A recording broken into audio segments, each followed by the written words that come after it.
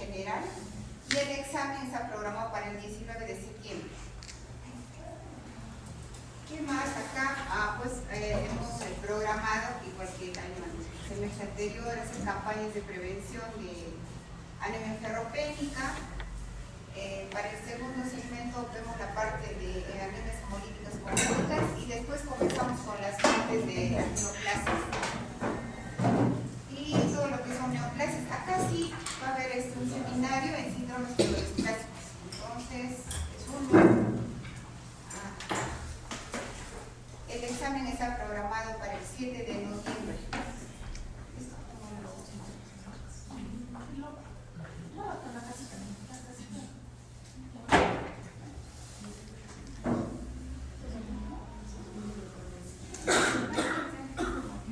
7 de noviembre, el examen del segundo aporte. ¿Ya? Después, vemos para el tercer aporte.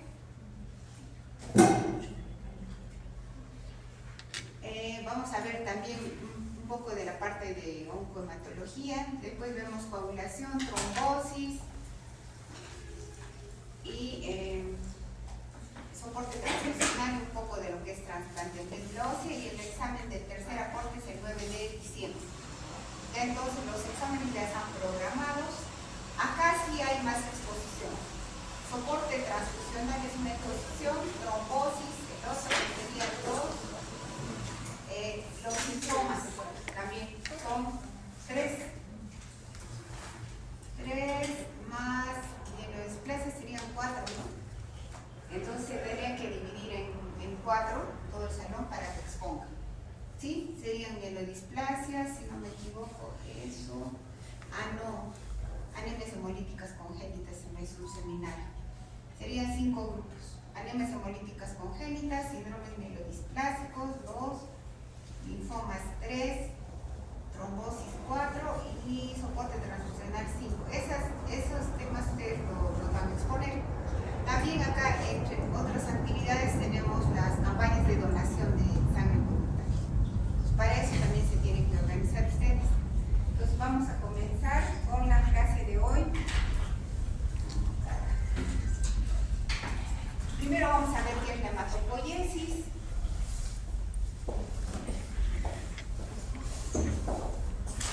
Entonces, la hematopoiesis es un proceso fisiológico en el cual se van a producir células sanguíneas, ¿sí?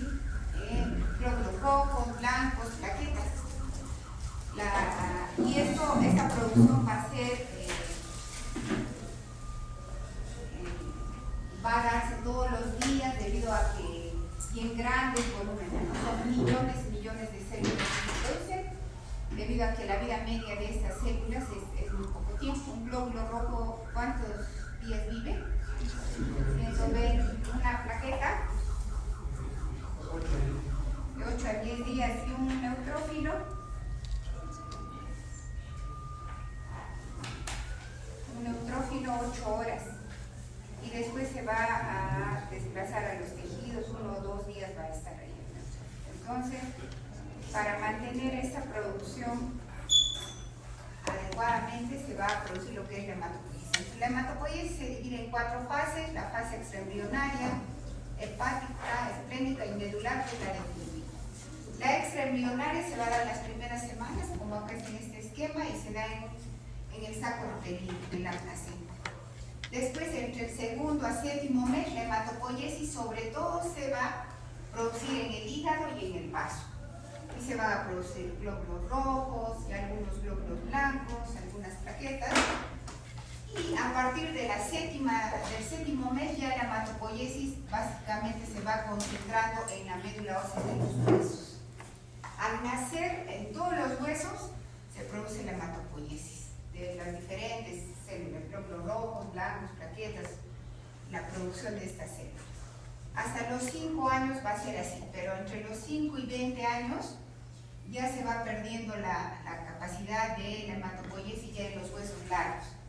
A partir de los 20 años solamente se va a producir en las vértebras, en el esternón, en las costillas y en la pelvis. ¿Para qué es importante esto saber? Porque nosotros los hematólogos tenemos como un examen el gold estándar para diagnosticar enfermedades hematológicas es el aspirado de médula ósea. Entonces, en un adulto, en todos estos huesos podríamos hacer el aspirado para estudiar una enfermedad hematológica. Sobre todo lo hacemos en el esternón y en la espina ilíaca posterior superior.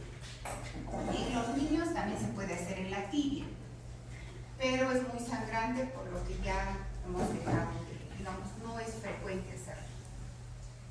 Después, ¿qué más de la hematopoiesis tenemos que saber? Bueno, este es un resumen de la hematopoiesis.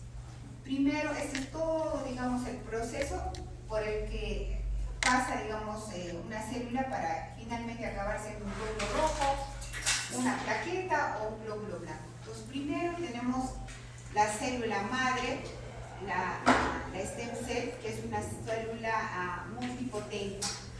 ¿Por qué es multipotente? Porque solo va a dar origen a células de una de las capas de la germinales, ¿no es cierto? Solo puede dar lugar a células sanguíneas. Entonces, después de esa célula madre vamos a tener acá lo que dicen las células progenitoras.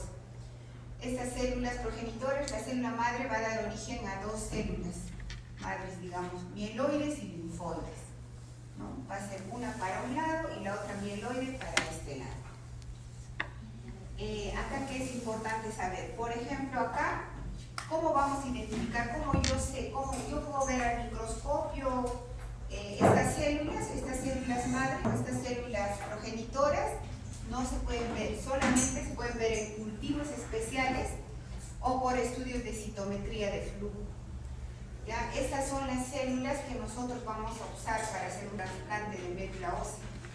Al estimular a un donante para que le done a su hermano para hacer un trasplante de médula ósea, van a ser estas células las que vamos a trasplantar. Y estas células madre marcan CD34 por citometría de flujo. Después vamos avanzando y pasamos a las células precursoras. Ya estas células las podemos ver al hacer un aspirado de médula ósea al microscopio. Entonces, por ejemplo, vamos a ver, la célula madre mieloide, ¿a qué líneas va a dar lugar? Va a dar lugar a los neutrófilos, eosinófilos, basófilos, a los glóbulos rojos y a los megacariocitos. Esta célula madre o mieloide. Y la linfoide solamente va a dar lugar a células, linfocitos B, T, células dendríticas y células natural killer. Entonces, estamos acá. Acá, pues, por ejemplo, podemos ver, vamos a ver los glóbulos rojos. Acá. Después, digamos, de estas células hay unidades formadoras de colonias de eritrocitos. Vamos a pasar a esta fase. Se va a formar un promielocito, un normoblasto basófilo, policromatófilo, ortocromático y finalmente un reticulocito. Y como ven, ahí va aumentando el citoplasma y el núcleo desaparece en la fase de reticulocito. ¿Qué es el reticulocito? Es un glóbulo rojo inmaduro. Las células las encontramos al hacer un aspirado de médula ósea. Ahora, en la sangre periférica, ¿qué células encontramos? Pues los glóbulos rojos, plaquetas, linfocitos, monocitos, eosinófilos, basófilos. Y en los tejidos vamos a encontrar estas otras células. Entonces, un pronormoblasto va a dar lugar a ¿cuántos? Unos 16 a 32 glóbulos rojos. Se va a dividir y va a dar origen a esta cantidad de glóbulos rojos. ¿Y en qué lapso de tiempo? Más o menos en unos 5 a 6 días se va a producir todo este proceso de acá hasta acá. ¿Sí? Este es la hematopoiesis, digamos, un resumen de cómo se van a formar las células sanguíneas a través de estas células madre, de estos precursores, progenitores. ¿Sí? Y acá intervienen muchas hormonas y citoquinas. Por ejemplo, acá intervienen la epoetina, la trombopoyetina, el factor estimulante de colonias de granulocitos, interleuquina, y también esas son las células que van a estimular la hematopoiesis, pero también van a haber sustancias como el interferón que van a inhibir la hematopoiesis, ¿no? El factor de necrosis tumoral alfa, por ejemplo. Ahora vamos a ver rápidamente lo que es el hemograma completo. Eso es lo básico que deben saber, interpretar un hemograma completo. El hemograma completo es un examen básico que se va a tomar de sangre venosa en estos tubos que tienen un anticoagulante que se llama LTA y van a ser analizados acá en estos automatizadores que tienen un software que nos va a dar información sobre cómo están las células sanguíneas. Entonces, ¿qué nos van a informar? Los glóbulos blancos, y los glóbulos blancos se van a dividir en neutrófilos, linfocitos, monocitos, eosinófilos, basófilos. También nos van a dar información sobre la hemoglobina y las plaquetas. Esto es lo que vamos a ver ahora. Para interpretar un hemograma completo tienen que ver los valores absolutos, no los porcentajes. Porque a ver, si un paciente tiene 1000 leucocitos y dicen 10% de neutrófilos, ¿cuántos serían? ¿Cuántos neutrófilos tendría si tiene 1000 linfocitos y 10% son neutrófilos? ¿Cuánto es? 100. Ya, 100. Ya les doy el mismo caso. Tiene 100.000 leucocitos y el 10%, ¿cuánto es? De 100.000. 1000, ya. Se dan cuenta que si ven los porcentajes van a cometer un error al interpretar. Tienen que ver los valores absolutos para interpretar un hemograma. Entonces vamos a ver lo que primero a los glóbulos rojos. ¿Qué información nos da un hemograma? Un hemograma es un examen importante para evaluar no solamente un paciente con enfermedad hematológica, sino puede ser con un proceso infeccioso, un paciente que va a entrar a la sala de operaciones, un niño, una gestante. Es un examen básico, por lo tanto tienen que saber interpretar un hemograma. Entonces todos estos parámetros nos va a dar como información un hemograma. Hay tipos de hemogramas, hay desde el más simple que es tipo 1 hasta el más avanzado que es tipo 6 que dan bastante información. Todos estos, el hemograma ahora en estos tiempos ya lo hacen máquinas, es automatizado, pero antes, antiguamente, pues el hematocrito se hacía en capilares, se sacaba del pulpejo de dedo sangre, se miraba al microscopio y se calculaba cuántas plaquetas podía tener, pero ahora ya no es así.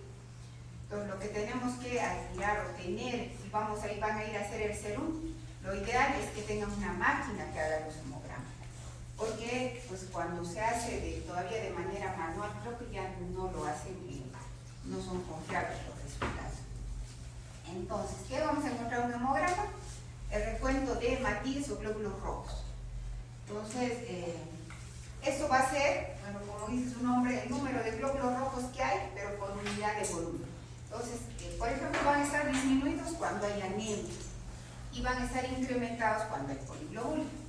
La otra cosa es la hemoglobina o concentración de hemoglobina, que nos van a dar información en gramos por decilitro, y ese es el parámetro que se va a usar para diagnosticar anemia.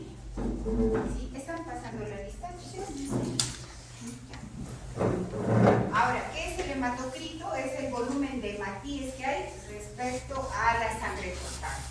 El hematocrito no se usa como parámetro para estudiar una anemia, es la hemoglobina. La Organización Mundial de la Salud define la anemia como la disminución de la hemoglobina por menos de 2 desviaciones estándar de lo que se considera normal. En ningún momento hablamos de anemia con el hematocrito. El volumen corpuscular medio, que se simplifica como BCM, nos va a dar información sobre el tamaño del glóbulo rojo. Entonces los valores acá van a estar entre 80 y 98 y algunos autores hasta 100 consideran. Si está por debajo de 80 se va a llamar microcitosis. Si está entre 80 y 98, ya. Y si está más de 98, macrocitosis. Y eso nos va a ayudar en la interpretación o en el enfoque diagnóstico de una anemia. Tenemos la hemoglobina corpuscular media.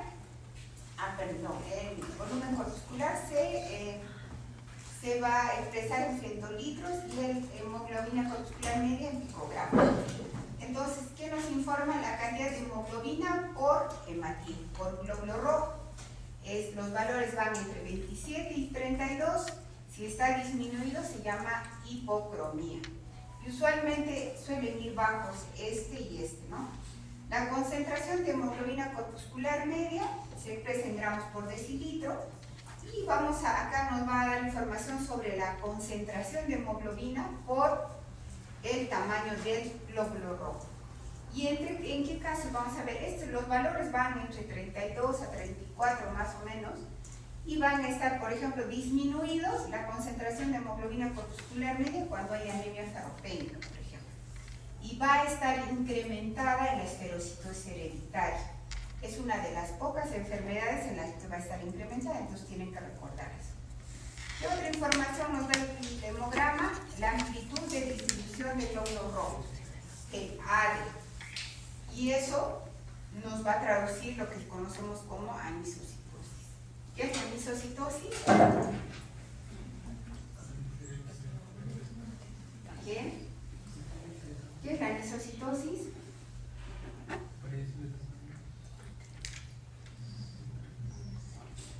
¿Y la variación de tamaño, doctora, entre un glóbulo y otro? Sí, gracias. Es el tamaño del glóbulo rojo, los diferentes tamaños del glóbulo rojo. Ahora sacarlo.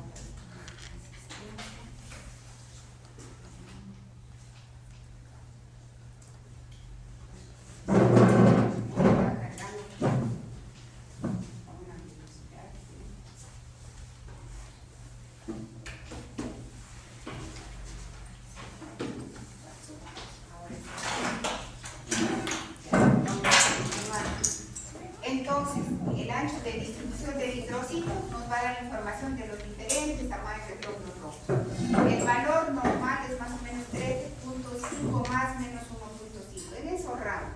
¿Y para qué sirve? Cuando está, por ejemplo, incrementado y hay microcitosis, es una anemia microcítica con A de alto, yo puedo pensar que sea una anemia ferropénica. Eso nos va a ayudar en el diagnóstico. Ahora, el recuento de reticulocitos puede estar dentro del hemograma, pero también lo podemos solicitar aparte. Entonces, ¿qué son los reticulocitos? Son glóbulos rojos inmaduros. ¿Y para qué sirven los reticulocitos? Para ver si una anemia o si la médula ósea responde a la anemia, o sea, si hay una respuesta de la médula ósea a la anemia. En eso nos va a ayudar los reticulocitos. Si están incrementados, se va a llamar anemia regenerativa y solamente van a ser, en dos casos va a pasar eso, cuando hay hemólisis o hay sangrado. Cuando los reticulocitos están bajos, significa que no hay una respuesta de la médula ósea ante la anemia, ahí se va a llamar una anemia regenerativa. Los valores, ahora usualmente, los valores salen en valores absolutos, de entre 25.000 a 100.000. Son los reticulocitos normales, pero todavía algunos laboratorios informan en porcentaje. Entonces, es de 0,5 a 2% es lo normal. Pero ahora vamos a ver también cuando veamos anemia cómo se interpreta. Ahora, este es una tabla donde se ven los leucocitos, que son las otras células que nos va a informar un hemograma. Entonces, acá, ¿qué podemos ver? Los valores normales de leucocitos o glóbulos blancos de acuerdo a la edad, ¿no? Entonces, como pueden ver, en niños, acá en recién nacidos, miren, de 10.000 a 24.000 al nacer. Después va disminuyendo hasta que finalmente un adulto es de 4.000 a 11.000 por milímetro cúbico o 4 a 11 por 10 a la 9 por litro. Eso tengan en cuenta en qué unidades está, porque cuando les demos el examen, pues puede ser que les pongamos por milímetro cúbico o puede ser que les pongamos por 10 a la 9 por litro. Si es por litro va a ser así, 4 a 11. Pero lo común, lo que siempre usamos, cómo expresamos esto, es 4.000 a 11.000. Es lo normal. Entonces después vemos el recuento diferencial de leucocitos. Acá están los neutrófilos, sus porcentajes, pero lo más importante es que aprendan los valores absolutos. Lo normal es de 2.000 a 7.500. Si están incrementados, ¿cómo se llama? Si los neutrófilos están incrementados, ¿cómo se llama? Neutrofilia. Neutrofilia, ¿cierto? Ya.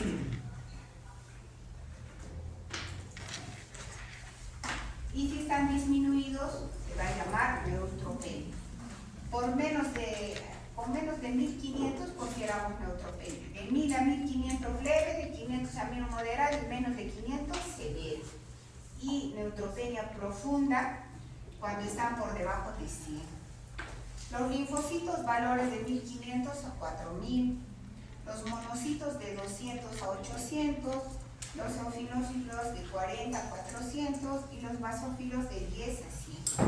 Entonces, esos son los valores que tienen que recordar. Y acá es una tabla que resume, digamos, en qué casos podemos encontrar, por ejemplo, neutrofilia. Obviamente, infecciones, inflamaciones, el uso de corticoides, tumores, disminuido sobre todo en la hematología por uso de quimioterapia. Cuando hay hiperesplenismo, hay infecciones, por ejemplo, una infección por COVID, podría dar neutropenia. Eosinofilia. ¿En qué casos van a estar incrementados los eosinófilos? En casos sobre todo de parásitos y de alergias, ¿no? Pero también en algunas neoplasias, por ejemplo en la leucemia mieloide crónica, en algunos linfomas. Y van a estar disminuidos, o se llama eosinopenia, cuando hay, por ejemplo, fiebre tifoidea o brucelosis. Los basófilos, pues cuando están incrementados, vamos a pensar más en enfermedades oncohematológicas, en los llamados síndromes mieloproliferativos crónicos, más la leucemia mieloide crónica. Y los basófilos van a estar disminuidos, por ejemplo, de Cushing o por uso de heparina. Monocitosis, ¿en qué casos va a haber infecciones? Sobre todo TB, brucelosis. Y en casos de leucemias, una leucemia mieloide aguda, la variante mielomonocítica o monocítica. Una leucemia mielomonocítica crónica, algunos linfomas, y disminuidos por uso de corticoides, por ejemplo. Ahora, cuando eso ¿para qué tienen que aprender? Para cuando ustedes vean un paciente con monocitosis, entonces ya tengan sospechas diagnósticas. A ver qué puede ser, tiene monocitos 10.000. Entonces, ¿qué voy a pensar? ¿Qué podría ser que tenga una infección? Podría ser una leucemia, podría ser un linfoma. Para eso tienen que aprender, para tener impresión. Al interpretar el hemograma, ya ustedes puedan plantear una presunción. Obviamente tienen que hacer la historia clínica, la afiliación, examen físico, pero el hemograma les va a dar mucha información sobre qué podrían pensar. Linfocitosis, ¿en qué casos va a haber? En hormigos las linfocitos son reactivas, porque en citomegalovirus, Epstein-Barr virus y hacen linfocitosis, ¿no? Y las otras causas son no benignas, digamos, las malignas, leucemias linfoblásticas agudas, leucemia linfática crónica, los linfomas. ¿Y cuando hay linfopenia? En caso de inmunodeficiencias, VIH, en caso de radioterapia, en caso de quimioterapia. Los pacientes oncológicos suelen tener linfopenia. Ahora, bueno, esto también es para ver, los hematíes si están incrementados se va a llamar politoglútea, y eso vamos a ver cuando hagamos enfermedades mieloproliferativas crónicas. Las otras células que nos va a dar información en hemograma son las plaquetas. ¿Y cuándo van a estar incrementadas las plaquetas? Cuando hay trombocitosis, sobre todo cuando hay infecciones, inflamaciones o hay anemia ferropénica, o si hay sangrado. ¿Cuándo van a estar disminuidas? Cuando hay, pues, la enfermedad más frecuente de plaquetas es el PP. Pero también pueden bajar por infecciones o por fármacos. Entonces, esto es para que tengan una visión en general de toda la información que nos puede dar un hemograma y qué podrían sospechar ustedes. Poco a poco van a ir, pues, digamos, recordando las causas de cada una de las alteraciones que podemos ver. Esto es el recuento de plaquetas. Las plaquetas, los valores normales son de 150.000 a 450.000 por milímetro cúbico. Pero hay varios estudios en los que se ha encontrado que pacientes que tienen entre 100.000 y 150.000 no tienen ninguna enfermedad, solamente que tienen valores entre 100.000 y 150.000. Entonces nosotros le damos importancia cuando las plaquetas están por debajo de 100.000. Y se va a llamar trombocitopenia leve, moderada y severa. Leve si está de 50 a 100.000, moderada de 20 a 50.000 y severa menos de 20.000. ¿Por qué creen que es importante hacer esta clasificación? ¿Por qué es importante que al interpretar un hemograma ustedes digan tiene trombocitopenia leve, moderada o severa? ¿Por qué creen? Su riesgo a sangrar. Claro, es por el riesgo de sangrar. Si yo les voy a decir, interpreten el hemograma, ustedes me van a poner tiene trombocitopenia severa, entonces yo entenderé que ese paciente tiene riesgo de sangrar. Pero si me ponen tiene trombocitopenia leve, yo diré, bueno, no va a sangrar, ¿no? También para ver si le hago soporte transfusional. También igual es en la anemia. Más de 10 llamamos anemia leve, de 8 a 10 moderada, menos de 8 severa. Entonces, por ejemplo, eso me puede ayudar para ver si le tengo que hacer una transfusión a un paciente que tiene menos de 8 de hemoglobina. Ahora sí ya cargó, les voy a tomar la asistencia. Amau Nicole. Presente, doctora. Amau. Aparicio Stephanie. Presente. Aranya Adriana. Arisa Cuyo. Presente. Okay. Atayupanqui Cueva. Cayo Berrío. Mariana. Candia Peralta. Presente, doctora. Candia Peralta. Castillo Benavente. Presente. Charaya. Presente. Ivana. Presente, doctora. De los Ríos. Hermosa. Guamán Cori. Guamán Flores. Guamán Silvera. Presente, doctora. Medina Franco. Molina Quispe. Oliver del Castillo. Pacheco Carrillo. Palma Palomino. Presente. Paricagua. Presente. Umaya. Quintana. Quispe Álvarez. Quispe Cuba. Quispe Mamani. Quispe Mamani Cari. Saldívar. Silvestre. Justo. Presente, doctora. Valencia. Presente, doctora. Villagra. Presente. Vizcarra. Yaña. Presente. Yaña.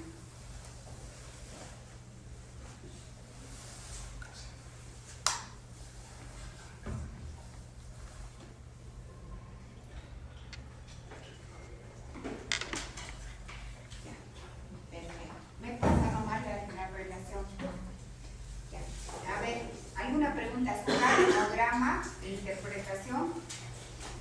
Entonces, en el hemograma comenzamos por los glóbulos rojos. A ver si el paciente tiene de hemoglobina 7 y tiene volumen muscular 60. ¿Cómo es eso? Es una anemia microcíclica, es una anemia severa, ¿no? A ver si tiene leucocitos 3000 y neutrófilos 300. 3000 leucocitos, ¿está normal? ¿Cómo se llama eso? Leucopenia. Y si tiene neutrófilos 300, ¿cómo se llama?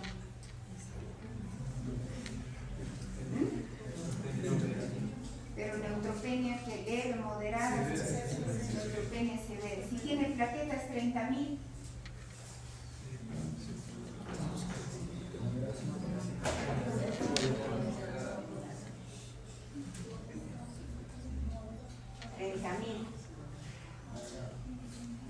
es una trombocitopenia moderada. En conclusión, ¿qué tiene ese paciente que les acabo de dar esos datos? Tiene una pancitopenia, ¿no? Entonces así hay que interpretar un hemograma. Eso es lo que van a ver ahora en sus rotaciones, los que se están rotando en hematología. ¿Qué otro examen hacemos los hematólogos para estudiar enfermedades hematológicas? Primero el hemograma, ahora la lámina periférica. Se saca del dedo, del pulpejo, una gotita y se extiende y se colorea con un ray o con lienzo. Y eso nos va a ayudar en el diagnóstico también, por ejemplo, de una anemia.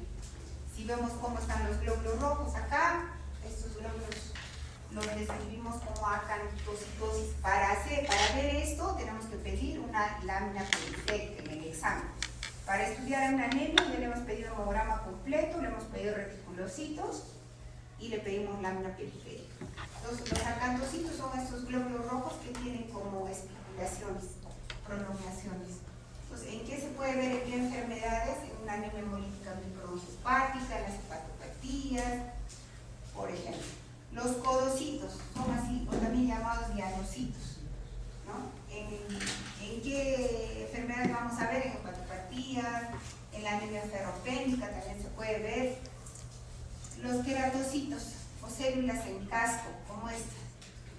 Si nos informan en la lámina periférica, podemos pensar, por ejemplo, en anemias hemolíticas microangiopáticas como el PTT, CID, el síndrome urémico hemolítico. Los dactiocitos son estas células en lágrima, ¿no? Acá podemos ver. Entonces, si nos informan eso, podemos pensar en una mielofibrosis. Una mielofibrosis, como su nombre indica, la médula ósea se fibrosa, ya no se produce hematopoiesis normal. Y esta se va a trasladar al hígado o al vaso. En casos de anemias megaloblásticas, en casos de talasemias también las podemos ver. Los drepanocitos, ¿qué son? Estas son células falciformes, los drepanocitos. Entonces vamos a pensar, si es que nos informan la presencia de eso, o nosotros vemos al microscopio, que puede haber una anemia falciforme. Los eliptocitos, pues estos son los rojos, y los vamos a encontrar sobre todo en la anemia ferropénica, en el eliptocitosis hereditaria y en las talasemias. Ahora, los ovalocitos son glóbulos rojos como en óvalo, así como dice su nombre. Y lo vamos a ver sobre todo en anemias megaloblásticas. Los esquistocitos son glóbulos rojos rotos como este. Y lo vemos en las anemias hemolíticas microangiopáticas, como la púrpura trombocitopénica trombótica, el síndrome urémico hemolítico, la coagulación intravascular diseminada. Los equinocitos o crenocitos son también estos glóbulos rojos que tienen como prolongaciones, pero son más pequeñas y se encuentran sobre todo en la insuficiencia renal. Los esferocitos son estos glóbulos rojos. Ustedes saben que el glóbulo rojo tiene un centro pálido, es lo normal, pero si están como este, que son pequeños y han perdido el centro pálido, se llaman esferocitos. Y los vamos a ver en las anemias hemolíticas autoinmunes que tienen CUMS positivo, o también en la esferocitosis hereditaria. Sí, los estamatocitos son estos que tienen forma como de boca y se van a encontrar sobre todo en la estomatocitosis hereditaria, el alcoholismo, en la cirrosis. Los megalocitos o macrogalocitos son glóbulos rojos, miren, grandes, y se van a encontrar en la anemia megaloblástica. Entonces, esto nos van a informar en una lámina periférica y eso nos va a ayudar a pensar. Si me informan que tiene macrogalocitos, por ejemplo, yo pensaría, de repente es una anemia megaloblástica. Obviamente veré el hemograma, ¿no? Entonces, esto, todo lo que describimos es lo que se conoce como poiquilocitosis, diferentes formas de glóbulos rojos que se pueden presentar en las láminas periféricas que pedimos. El informe de esta lámina periférica, obviamente lo hacemos los hematólogos también, pero lo hacen sobre todo los patólogos clínicos. Uno tiene que solicitar la lámina periférica. También la lámina periférica nos da información sobre alteraciones de los glóbulos blancos. Por ejemplo, esta célula inmadura se llama blasto y va a estar presente en el 20% o más de casos. Cuando está presente un 20% o más, se hace el diagnóstico de leucemia aguda.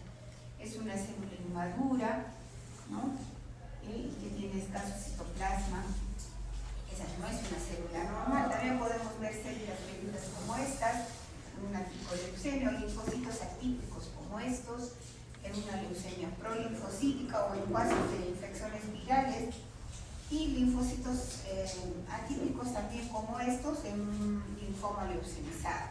O sea, esto es para que vean que una lámina periférica puede darte mucha información. Si en una lámina periférica me dicen presencia de 30% de plasma, ¿qué voy a pensar? ¿Que tiene anemia ferropénica? ¿Qué pensaré? Si el informe de la lámina periférica dice presencia de 30% de plasma, claro, voy a pensar de una leucemia aguda, ¿sí? Entonces, para eso sirve la lámina periférica. Ahora, También la lámina periférica nos da información sobre plaquetas, acá falta eso. Las plaquetas también nos pueden dar información sobre plaquetas grandes, macro plaquetas se llama, o sobre conglomerados plaquetarios, nos pueden dar información. Entonces, las plaquetas grandes son plaquetas inmaduras, y hay veces por el anticoagulante que se pone al tubo que se hace el hemograma, las plaquetas se juntan, se agregan. Eso se llama aglutinación de plaquetas, y eso nos puede dar una falsa información de que el paciente tiene plaquetas bajas, pero en realidad no están bajas, sino que por efecto del anticoagulante se han juntado las plaquetas. Toda esa información nos da una lámina periférica. Ahora, ¿qué otro examen hacemos los hematólogos? Lo que ya les había dicho que es para nosotros el examen que define el diagnóstico de las enfermedades hematológicas. El aspirado de médula ósea que un adulto se puede hacer con anestesia local en el esternón, en la espina ilíaca posterior superior. Sacamos muestras para ver al microscopio, pero también sacamos muestras para estudios de citometría de flujo, de cariotipo, para estudios moleculares. También se puede hacer mielocultivos para buscar brucela, por ejemplo. ¿Sí?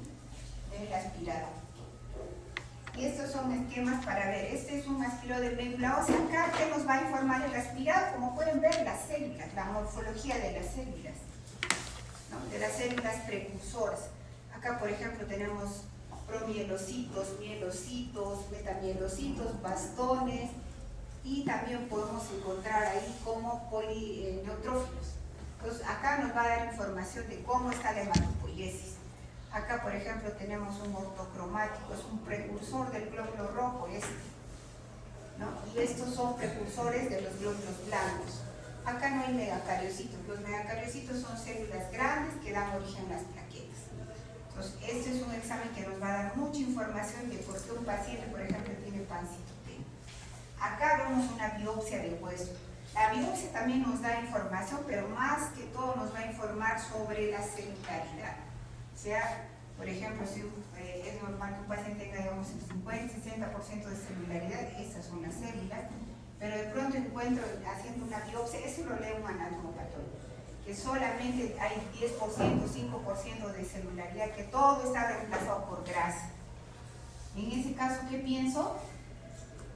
Que puede ser una enfermedad. Cursa con... Claro, una aplasia medular. En una aplasia, la médula ósea se ha reemplazado por grasa. Para eso sirve la biopsia. Acá vemos las indicaciones. Por ejemplo, ¿en qué casos vamos a hacer aspirado de médula ósea? Para diagnosticar leucemias, síndromes mielodisplasticos, gamapatías como el mieloma, anemias macrocíticas que nosotros no sabemos por qué tienen anemia. No podemos definir, probablemente sea una mielodisplasia, neoplasias mieloproliferativas, por ejemplo, una leucemia mieloide crónica, leucopenias y trombocitopenias que no podemos definir diagnóstico. Hemos buscado causas y nada. Leucemia linfática crónica, para estos casos, por ejemplo, pues sirve un aspirado de médula ósea, para ver fiebre de origen desconocido, para buscar parásitos, granulomas, para cultivos. La biopsia, ¿para qué sirve? También, cuando en estos casos no sale muestra, hay veces no obtenemos muestra, hacemos el aspirado, no sale sangre. Ahí le llamamos punción seca, punción blanca. Ahí procedemos a hacer biopsia, ¿no? Porque hay veces la médula está fibrosada. Pero ¿en qué casos nos va a ayudar, sobre todo la biopsia, para estudiar extensión de los linfomas? Para ver en qué estadio está. Si está en estadio 4 un linfoma, estará infiltrado en la médula ósea. También sirve para diagnosticar aplasia medular. Es el examen que va a definir el diagnóstico, ¿no? Entonces, para buscar metástasis medulares, por ejemplo, ayuda también una biopsia. Pero sobre todo se hace para diagnosticar aplasia medular y en casos de estadiaje de linfomas. ¿En qué otro caso? En el caso de que yo al hacer el aspirado de médula ósea en las diferentes enfermedades no tenga muestra. Si no tengo calor, estoy aspirando como acá, y no sale sangre, no salen espículas, pues tengo que proceder a hacer biopsia. Por ejemplo, cuando hay leucemias hay tantas células, 100.000 leucocitos en una leucemia aguda y no sale, está empaquetada en la médula. No sale muestra, entonces puedo hacer biopsia en ese caso. ¿Sí? ¿Alguna pregunta hasta acá, chicos? Ahora vamos a ver lo que es anemia. Si tienen alguna pregunta, me dicen. Entonces, ¿qué es la anemia? Es la definición, por favor, que tengan bien claro. Es la disminución de la concentración de hemoglobina. Y la hemoglobina, los valores van a depender de la edad, ¿no? Del sexo. Los varones tienen hemoglobinas más altas que las mujeres, y las condiciones ambientales como la altura, donde hay hipoxia, y se va a producir o vamos a tener valores de hemoglobina mayores a los usuarios. ¿Sí? Por ejemplo, la edad que tiene que ver, un recién nacido tiene hemoglobinas altas, ¿no? Hasta 18 podría ser, pero ya un anciano de 90 años tiene valores de hemoglobina, digamos, de 12 y no se consideran patológicas, porque los valores van a depender de esto, de la edad, del sexo y de dónde vive el paciente, ¿no? Entonces, bueno, acá hay, digamos, una explicación. ¿Por qué los varones tienen hemoglobinas mayores? Por los andrógenos, que van a estimular la eritropoiesis. ¿Qué más? Acá, como dice, los pacientes a partir de los 70 años comienzan a tener disminución de los valores de hemoglobina por descenso de los andrógenos. Esto es un resumen, digamos, cuáles son los valores de hemoglobina. Quiero traer esta tabla porque si les muestro y les pongo 12.7 más menos 5 va a ser una conclusión. Este es un resumen, digamos, en qué parámetros están los valores de hemoglobina.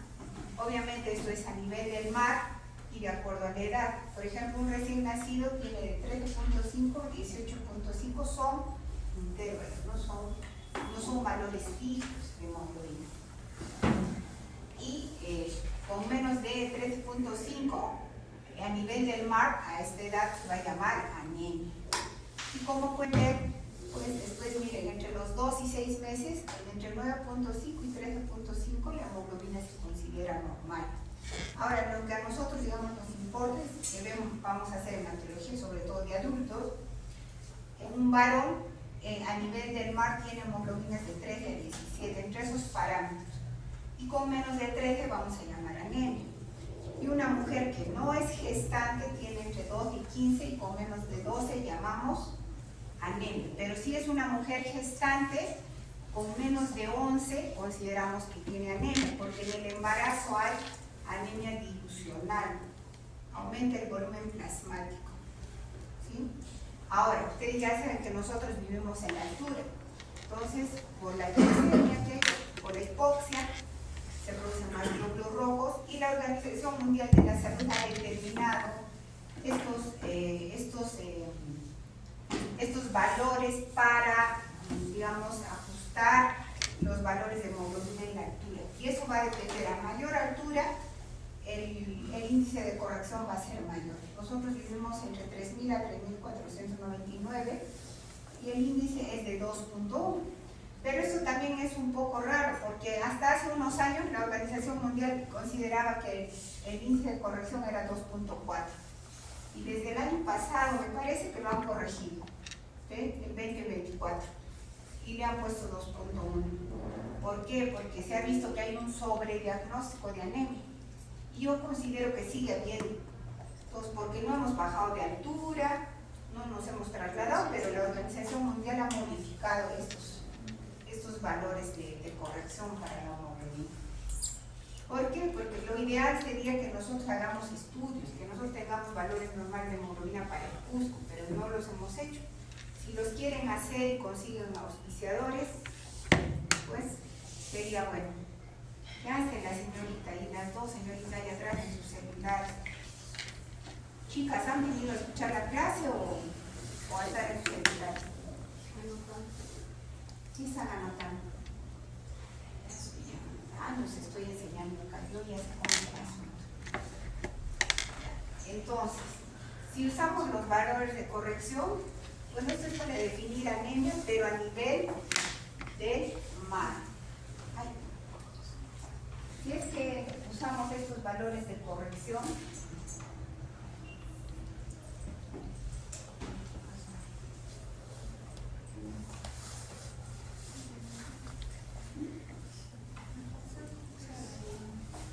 tengo que salir y volver a empezar, ¿no?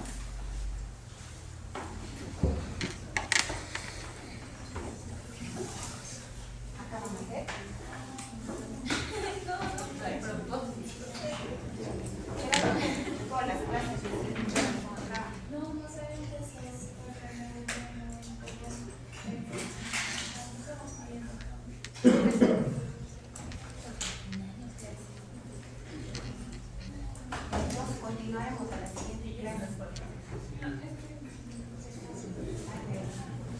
Pero ya no puedo salir de eso. Si desea guardar los cambios.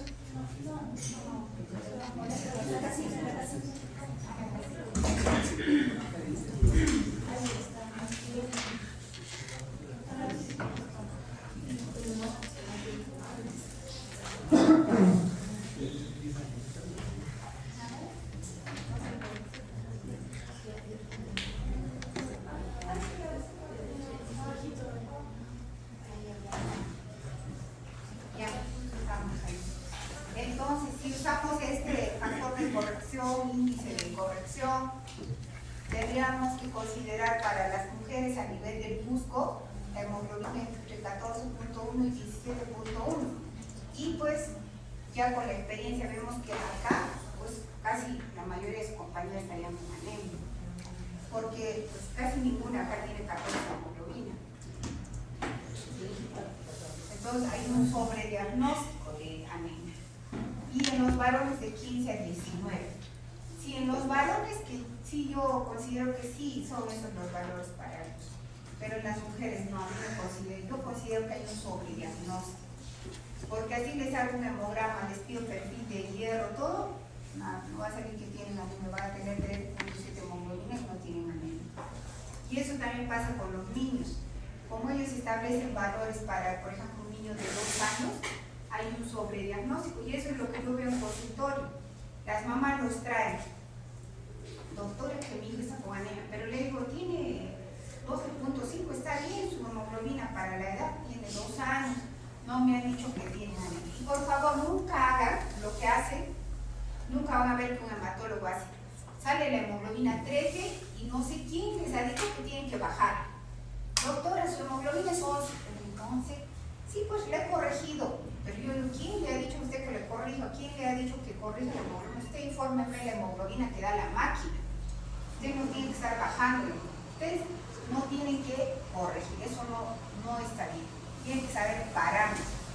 Entonces, de mujeres de 13 a 17 es una hemoglobina de rangos normal.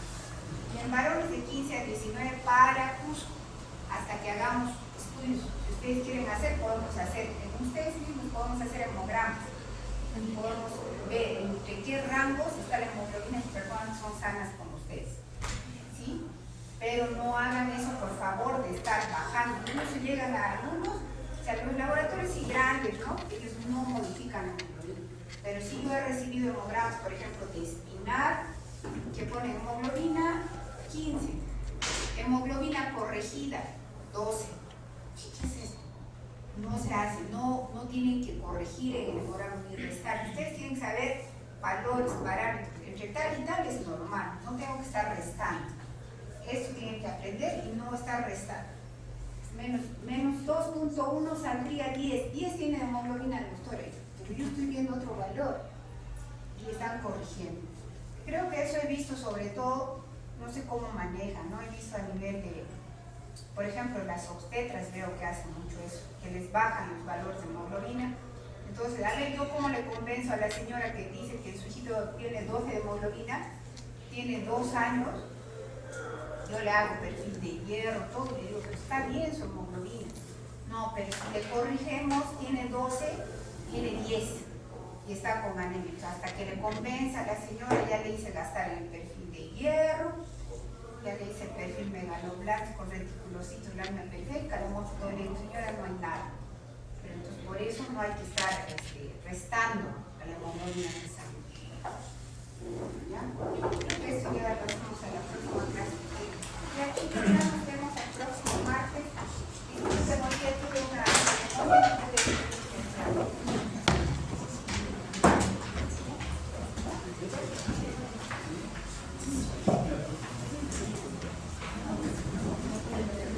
¿alguna pregunta tiene? ¿No está claro?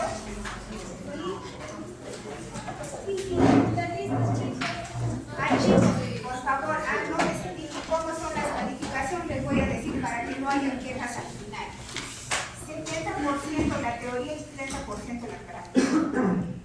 Para que se sumen ambos promedios, tienen que haber aprobado, ambos por separado. la teoría y la práctica. Sí, ahora las exposiciones son para mejorarles el promedio. No es que van a aprobar porque han expuesto bien y ya yo tengo 10 en los exámenes y aprobé con ellos. Eso no se puede. Tienen que aprobar la teoría aparte y la práctica. Y cuidado con los que faltan mucho. Ya el semestre pasado, me parece que en la B, una de las chicas no dio el examen. Y chicos, les pido por favor, el semestre pasado ha habido, después de todos los exámenes que han dado, yo he recibido WhatsApp de que han hecho un grupo para dictarse en el examen, incluso me han mandado las fotos. Yo he revisado, uno de sus compañeros o compañeras, no voy a decir quién, se me ha pasado, yo he visto las fotos de los exámenes que han tomado. Yo al principio decía, no parece, ¿no? Yo dije, de repente han tomado, han sacado un examen en su casa, lo han tomado, porque ahí les digo, de repente quieren hacer quedar mal a algún compañero, pero se veía hasta como han dado de salud, en las fotos que han tomado, se veía hasta el techo, todo lo que es del auditorio. He visto quiénes estaban en el WhatsApp, también he visto sus números de celulares, sé que es un grupo que han hecho, pues, y la verdad, yo he quedado muy decepcionada, porque no pueden pretender ser médicos haciendo eso. O sea, sacando fotos al examen, se mandan al WhatsApp. Yo misma he visto las respuestas, se han mandado las respuestas a las preguntas, yo las he visto. Nadie me ha contado, yo he visto en el celular el grupo, cómo se mandan los exámenes y las respuestas. Y he visto quiénes estaban en el grupo. Entonces yo les pido llegar a eso. Ustedes van a ser médicos, van a tratar personas. Entonces yo les hago un llamado a que por favor eviten hacer esas cosas, estudien. Y si pues por casualidad no aprobar, yo no le voy a jalar por gusto. Tienen que estudiar para aprender. Por favor, estamos viendo cómo está nuestro país. Estamos viendo cómo va la corrupción. No podemos, o sea, esto es corrupción. Yo lo que he visto, la verdad a mí me ha indignado. Y no era un alumno, no eran dos, no eran tres. Eran muchos los que estaban en la universidad. Ustedes no crean, ustedes pueden creer, no está, nadie va a decir nada. No, siempre hay alguien que dice. Y en la persona siempre, después de que han dado todos los exámenes, se han entregado las notas, me ha venido a buscar al hospital y me ha dicho, esto han hecho. Entonces yo les pido por favor, no hagan eso. ¿Cómo los voy a llamar si están visitándose? Es como han escuchado en Argentina, los ecuatorianos han tomado con un lente examen, han tomado fotos, lo mismo han hecho. Yo he visto lo que han hecho. Yo he visto las fotos del examen que han tomado, cómo se han enviado las fotos, cómo se han ayudado con las respuestas. Ahí en el WhatsApp están las respuestas a las preguntas. Entonces, por favor, chicos, estudien porque tienen que aprender y porque van a tratar personas. O sea, no se trata de aprobar, a toda costa tengo que aprobar, ¿no? A toda costa tengo que aprobar, sea como sea, dictándonos en grupo, no sé. No, ustedes tienen que aprender, estudiar para aprender, para tratar personas. O sea, al final, de repente, sí puede ser que en algunos casos la nota no refleje lo que sabes, sí, también, pero yo los conozco también.